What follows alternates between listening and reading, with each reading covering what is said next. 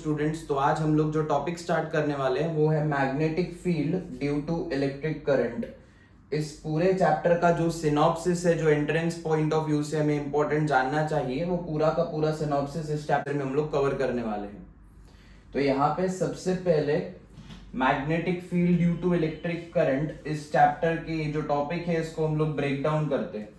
जब भी कोई एक करंट कैरिंग कंडक्टर में से करंट पास होता है, सपोज कोई एक आर्बिट्री शेप का वायर है, जब इस वायर में से करंट पास होता है तो इस करंट के वजह से आजू बाजू के सराउंडिंग एरिया में कुछ ना कुछ मैग्नेटिक फील्ड प्रोड्यूस होता है।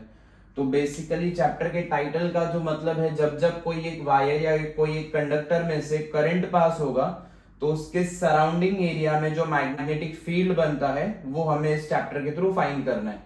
सबसे पहला जो टॉपिक है, सबसे पहला जो हम लोग टॉपिक देखने वाले हैं वो है Biot-Savart law. Biot-Savart law, basically ये लॉ हमें बताता है कि कोई भी वायर में से अगर करंट पास हो रहा है तो उसके आजू बाजू में एक पॉइंट पे मैग्नेटिक फील्ड का वैल्यू क्या रहेगा वो हम लोग ये लॉ से फाइंड कर सकते हैं।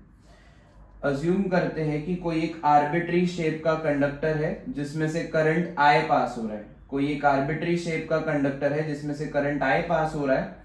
यहाँ पर कहीं पर एक रैंडम पॉइंट है P। पॉइंट P पर अगर हमें मैग्नेटिक फील्ड का वैल्यू फाइंड करना है तो बायो-सेवर्ट लॉ के अकॉर्डिंग हमें इस पूरे वायर का एक स्मॉल लेंथ कंसीडर करना होगा, जिस लेंथ को हम लोग अज्यूम करते हैं dl। इतने से पार्ट हम लोग ने इतना सा पार्ट कंसीडर किया dl। अगर पूरे वायर में करंट I पास हो रहा है तो ये स्मॉल लेंथ एलिमेंट में भी जो करंट पास होने वाला है वो रहेगा I। जब ये I करंट इस वायर में पास होगा उस टाइम पे इस पॉइंट P पे कितना मैग्नेटिक फील्ड बनेगा due to this small part of wire, due to this small element, वो हमें फाइंड करना है। तो उसके लिए डायरेक्ट जो फॉर्मूला दिया हुआ है बायो-सेवर्ट लॉ का, वो फॉर्मूला है dB vector is equals to mu naught upon 4 pi into I dl vector cross r vector divided by r cube. dB vector is equals to mu naught upon 4 pi I dl vector cross r vector divided by r cube. जहां पर r है ये point P से लेके dl vector तक का distance, ये जो लेंथ dl है यहां से लेके पॉइंट P तक का जो डिस्टेंस रहता है उसे हमेशा हम लोग स्मॉल r से डिनोट करते हैं। तो dl और पॉइंट P के बीच का डिस्टेंस ये स्मॉल r, ये दोनों वेक्टर्स है डिवाइडेड बाय r क्यूब। जब भी क्रॉस प्रोडक्ट हटाते हैं हम लोग, क्रॉस प्रोडक्ट हटाते हैं तो हम लोग साइन थीटा यूज करते हैं। वेक्टर्स में जब a क्रॉस b लिखा रहता है तो हम लोग उसे लिखते हैं ab साइन थीटा।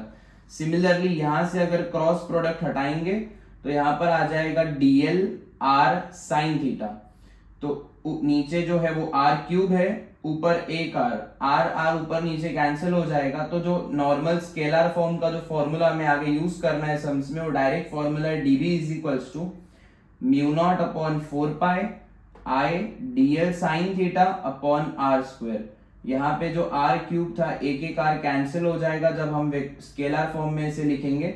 जब r के वैल्यूज कैंसिल हो जाएंगे तो नीचे बचेगा r स्क्वायर। यहाँ पे ये जो थीटा है, theta is the angle between dl vector and r vector. ये जो थीटा है it is the angle between dl vector, ये dl वेक्टर और r वेक्टर के बीच का जो एंगल है इसे हम लोग थीटा से डिनोट करते हैं। तो बायो-सेवर्ट लॉ का जो बेसिक फॉर्मूला बना dB is equal to mu naught upon 4 pi I dl sine theta upon r square, जहाँ पे dB है small magnetic field produced due to small part of the wire, dl है small length element of wire, r है distance between length element and point P। Mu naught एक constant है, जब भी magnetic field हम study करते हैं तो एक कांस्टेंट आता है म्यू नॉट। म्यू नॉट का जो वैल्यू है, म्यू नॉट का नाम है परमिएबिलिटी ऑफ फ्री स्पेस। इस कांस्टेंट का जो नाम है वो है परमिएबिलिटी ऑफ फ्री स्पेस।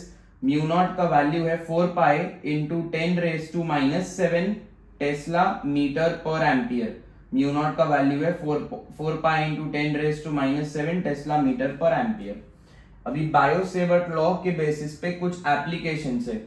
अलग अलग शेप्स ऑफ कंडक्टर्स के लिए आजू बाजू के जो पॉइंट्स है उन पे मैग्नेटिक फील्ड के वैल्यू क्या रहते हैं, वो बायो-सेवर्ट लॉ के कुछ एप्लीकेशंस है जो हमने बेसिक एप्लीकेशन स्टडी करने हैं।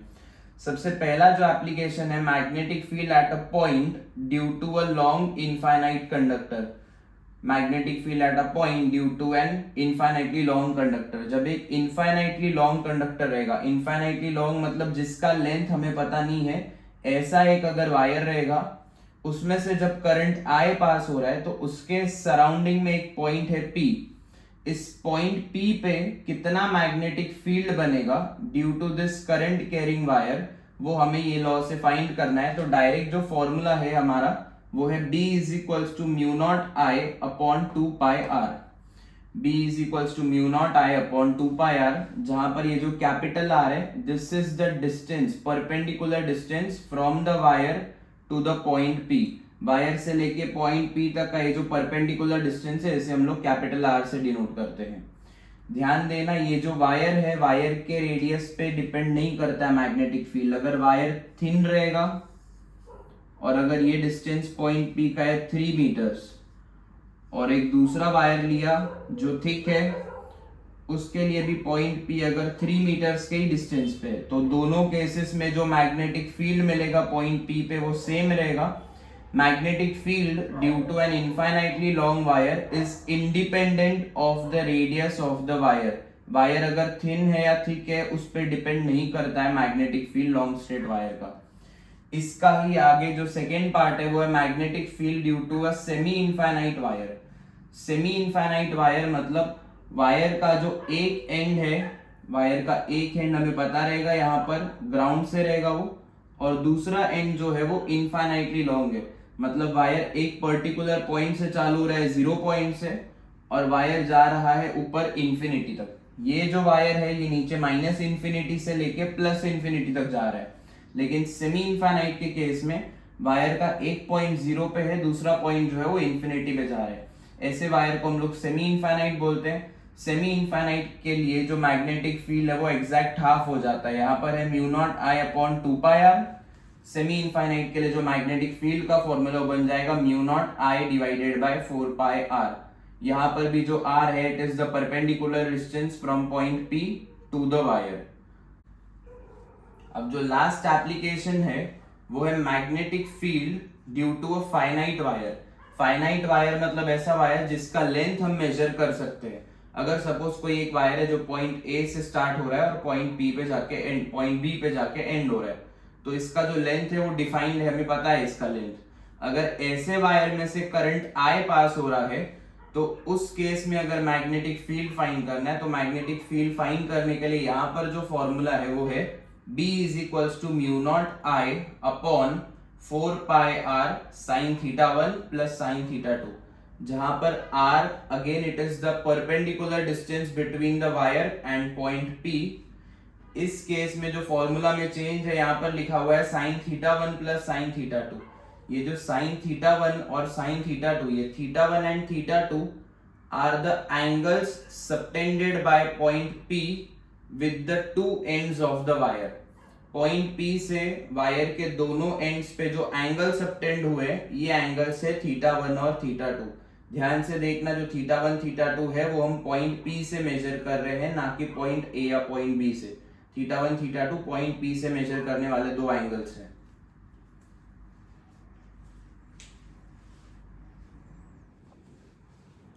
नेक्स्ट जो एप्लीकेशन है वो है magnetic field at the centre of a circular arc. अगर हमारा जो कंडक्टर है एक सर्कुलर आर्क के फॉर्म में है, उस केस में अगर वो आर्क के सेंटर पे हम लोग को मैग्नेटिक फील्ड फाइंड करना है, तो उसके लिए जो फॉर्मूलाज है वो हम लोग डिराइव करेंगे यहाँ पे। अगर अज्यूम करते हैं कि A से लेके B तक कोई एक आर्क है सर्कल का, उस आर्क का जो सेंटर है यहाँ पर कहीं पर है पॉइंट P। ये आर्क ने जो एंगल सबटेंड किया है सेंटर पे, उस एंगल को मैं अगर यहाँ पर अज्यूम करता हूँ थीटा, और ये जो सर्कल या ये जो आर्क है इसका रेडियस अगर हम लोग अज्यूम करते हैं स्मॉल r, तो जो मैग्नेटिक फील्ड बनता है आर्क के वजह से उसका फॉर्मूला है mu naught I theta divided by 4πr, जहां पर theta is the angle inscribed by the arc या angle subtended by the arc. Theta हमेशा रेडियन में पुट करना है, यहाँ पर जो थीटा का वैल्यू रहेगा वो हमें हमेशा रेडियन में पुट करना रहेगा, और r जो है वो है radius of the circular arc. जब कोई भी एक सर्कुलर आर्क के शेप में कंडक्टर रहेगा और अगर इस कंडक्टर में से करंट फ्लो हो रहा है आई, उस केस में जो फॉर्मूला बनेगा वो आएगा B is equal to mu naught I theta divided by 4 pi R. Theta हमेशा रेडियंस में रहना चाहिए। अगर सपोज ये पूरा का पूरा एक सर्कल रहता, सर्कल अगर पूरा रहता तो उस केस में जो सर्कल का थीटा का वैल्यू रहता है, theta is equal to 360 degree for a circle. 360 degree मतलब रेडियन में लेंगे तो थीटा इज इक्वल टू आ जाएगा 2 पाई। तो यही सेम फॉर्मूला में अगर 2 पाई उठा के यहाँ पे रख दिया तो यहाँ पे आ जाएगा B is equal to mu naught I into 2 pi divided by 4 pi R. 2 pi 1 जा 2 पाई 2 जा कैंसिल हो जाएगा। फाइनल फॉर्मूला जो सर्कल के लिए मिलेगा वो आ जाएगा B is equal to mu naught I upon 2 R. अगर एक पूरा सर्कुलर शेप का वायर है उसके सेंटर पे मैग्नेटिक फील्ड फाइंड करना है तो फॉर्मूला है B is equal to mu naught I divided by 2 R. अगर n टर्न्स है, ये एक सर्कल का फॉर्मूला है, ऐसे अगर n टर्न्स है तो फॉर्मूला में n से मल्टीप्लाई हो जाएगा तो आंसर आ जाएगा B is equal to mu naught I n divided by 2 R. This is for a circular loop, magnetic field at the centre of a circular loop. अगर magnetic field at a point on the axis of a circular loop निकालना है, कि अगर कोई एक circular loop है जिसमें से करंट फ्लो हो रहा है आई, ये करंट के वजह से आजू बाजू के सराउंडिंग में कुछ ना कुछ मैग्नेटिक फील्ड प्रोड्यूस होगा। वो मैग्नेटिक फील्ड इस सर्कुलर लूप के एक्सिस के एक पॉइंट पे अगर निकालना है, सपोज ये मैग्नेटिक, ये जो है सर्कल का ये एक्सिस है, यहाँ पर कहीं पर एक पॉइंट P है सर्कल के एक्सिस पे। इस सर्कुलर लूप के एक्सिस पे अगर मैग्नेटिक फील्ड फाइंड करना है तो फॉर्मूला है B is equal to mu naught I R square divided by 2 R square plus Z square the whole raise to 3/2।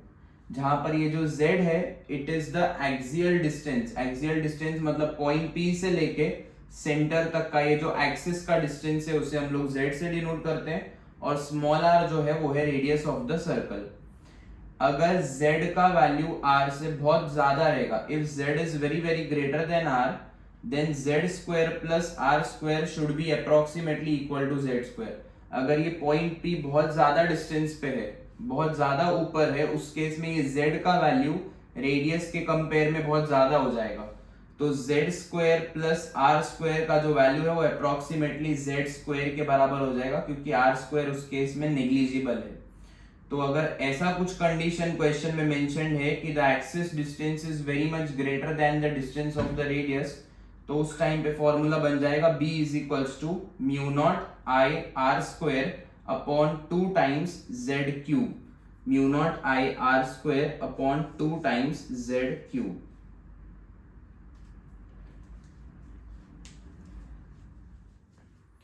Next जो टॉपिक है मैग्नेटिक फील्ड टॉपिक का वो है एम्पियर्स लॉ। इसके पहले जो लॉ देखा था वो था बायो-सेवर्ट्स लॉ, अब हम लोग देखने जा रहे हैं एम्पियर्स लॉ।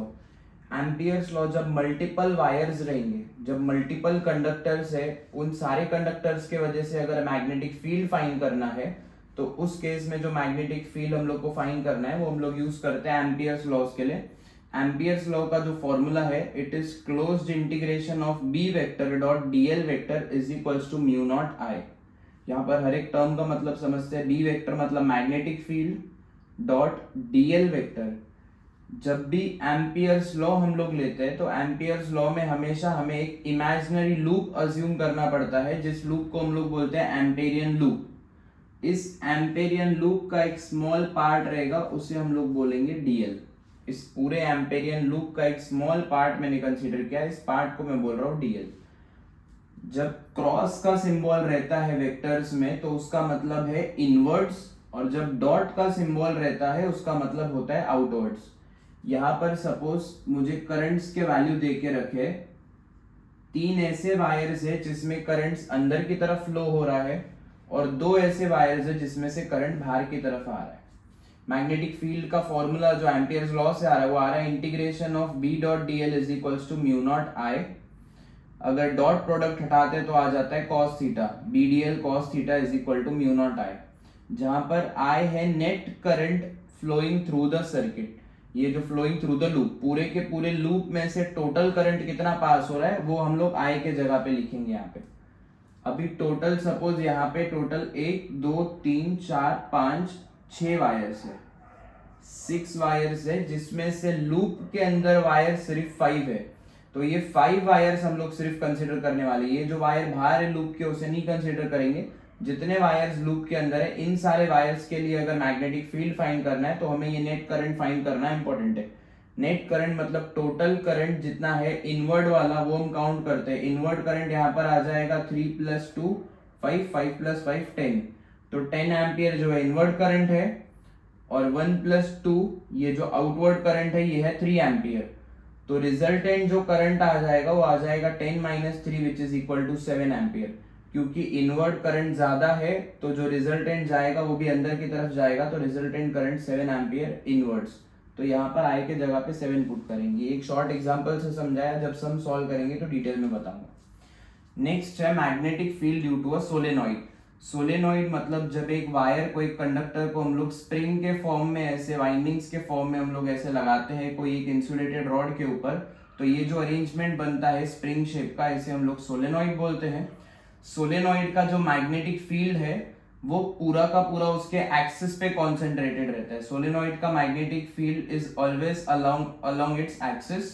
उसके लिए जो फॉर्मूला है वो है μ0 Ni, जहां पर small n is the number of turns per unit length. ये हम लोग जो मैग्नेटिक फील्ड फाइंड कर रहे हैं, it is for the centre of solenoid. अगर magnetic field at the end of solenoid पूछा है, at the end of solenoid मतलब यहाँ पर इस एंड पे या इस एंड पे, उस केस में जो फॉर्मूला आता है वो आता है μ0 Ni the whole divided by 2। वही फॉर्मूला को 2 से डिवाइड कर देंगे। n मतलब number of turns per unit length. Next है magnetic field due to a toroid. Toroid मतलब जब इसी सोलेनॉइड को हम लोग एक सर्कुलर शेप में बेंड कर देते हैं तो उस टोरॉइड, वो जो अरेंजमेंट मिलता है उसे टोरॉइड बोलते हैं। उस टोरॉइड के सेंटर पे मैग्नेटिक फील्ड कितना रहेगा उसे हम लोग को फाइंड करना है। ये जो सोलेनॉइड है, जब इसको हम लोग बेंड कर देंगे in the shape of a circle, तो एक जो शेप बनेगा उस अरेंजमेंट को हम बोलते हैं टोरॉइड। टोरॉइड का जो मैग्नेटिक फील्ड है उसका फॉर्मूला है B = μ0 Ni divided by 2πr, जहां पर capital N is the number of turns, small n मतलब number of turns per unit length, capital N मतलब सिर्फ नंबर ऑफ टर्न्स।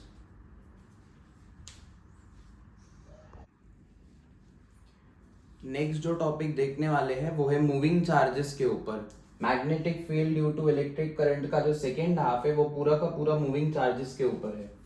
उसमें जो पहला टॉपिक है, हमें सिर्फ फॉर्मूला स्टडी करने हैं, तो बेसिक शॉर्ट में इंट्रोडक्शन दे रहा हूँ हर एक टॉपिक का।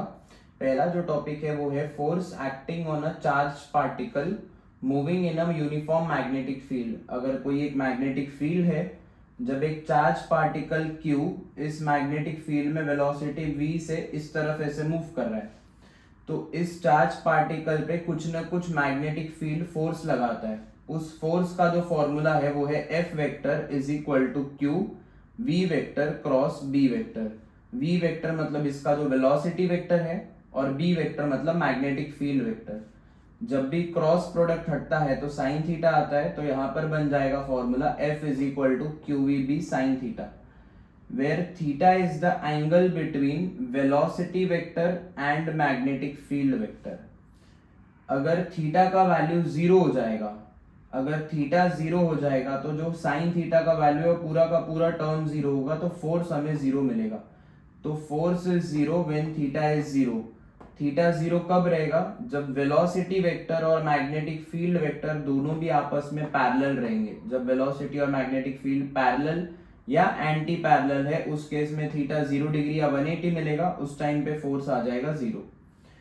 Force is equals to F max. F max मतलब मैक्सिमम रहता है जब थीटा का वैल्यू रहता है 90 डिग्री। थीटा का वैल्यू 90 डिग्री मतलब ये जो वेलोसिटी वेक्टर है और ये जो मैग्नेटिक फील्ड वेक्टर है आपस में परपेंडिकुलर रहते हैं, उस टाइम पे जो है फोर्स मैक्सिमम रहता है। उस टाइम पे पार्टिकल परफॉर्म्स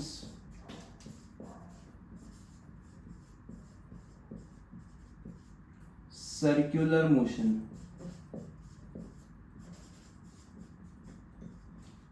जब भी वेलोसिटी ऑफ पार्टिकल और मैग्नेटिक फील्ड आपस में 90 डिग्री पे रहेंगे, उस टाइम पे जो ये पार्टिकल है, चार्ज पार्टिकल Q, ये सर्कुलर मोशन परफॉर्म करता है मैग्नेटिक फील्ड में। और अगर ऐसा केस लेंगे जब वो पार्टिकल इंक्लाइंड जा रहा है, पार्टिकल का वेलोसिटी इंक्लाइंड है, उस केस में जो पार्टिकल मोशन परफॉर्म करता है वो रहता है हेलिकल मोशन। हेलिकल मोशन मतलब कुछ इस तरीके से मोशन करता है।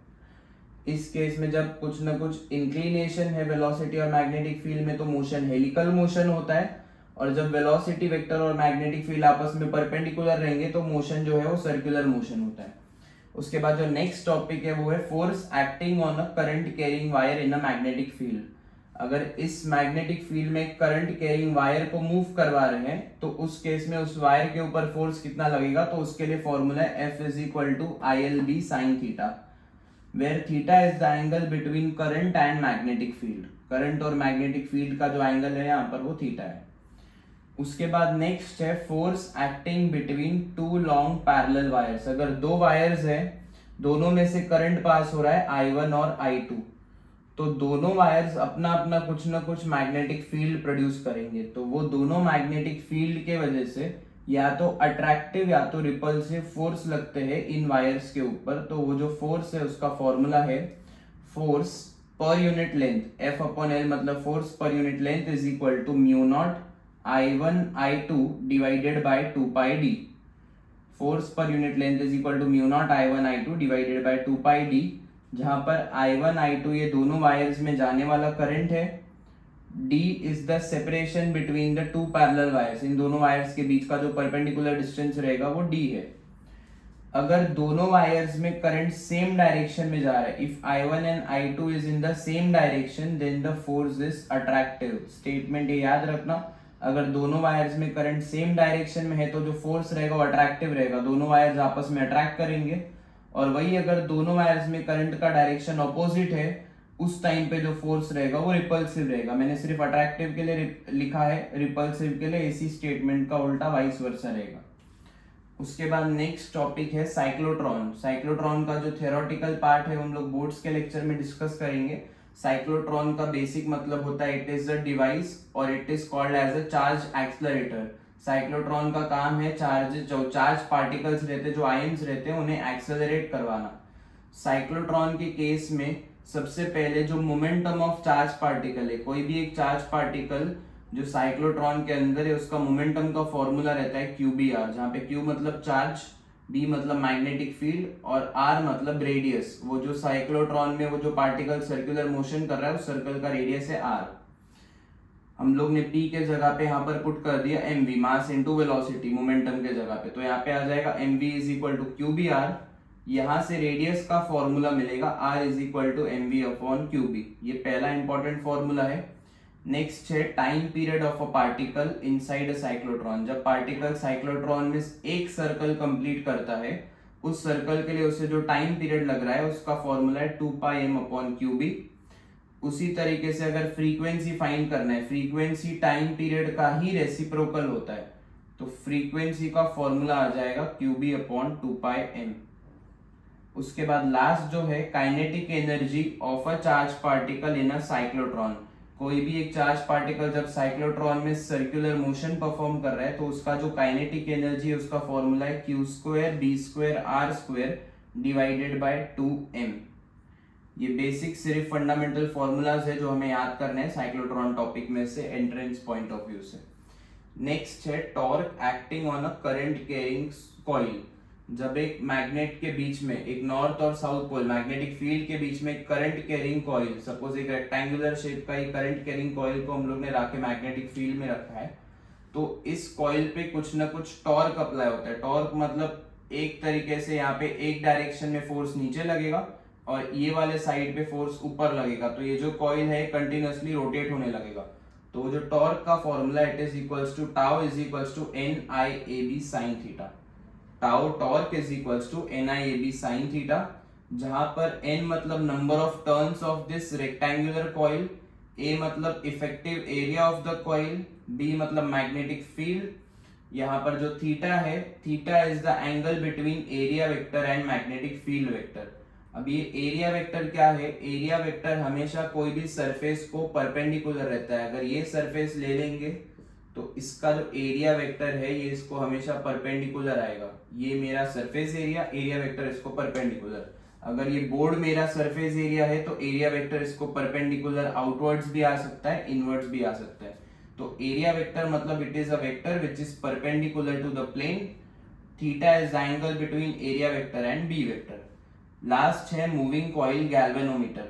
मूविंग कॉइल गैल्वेनोमीटर, नॉर्मल जो गैल्वेनोमीटर है उसके लिए अगर डिफ्लेक्शन हमें फाइंड करना है कि उसका नीडल कितने एंगल से डिफ्लेक्ट कर रहा है, सपोज यहाँ पे वो जो उसका पॉइंटर रहेगा नीडल का वो 0 पॉइंट पे है, वो कितने एंगल से डिफ्लेक्ट कर रहा है या वो गैल्वेनोमीटर में से करंट कितना पास कर रहा है वो फाइंड करना है। तो डायरेक्ट मूविंग कॉइल गैल्वेनोमीटर का फॉर्मूला है K phi is equals to NIAB, जहां पर K होता है torsional constant of the spring.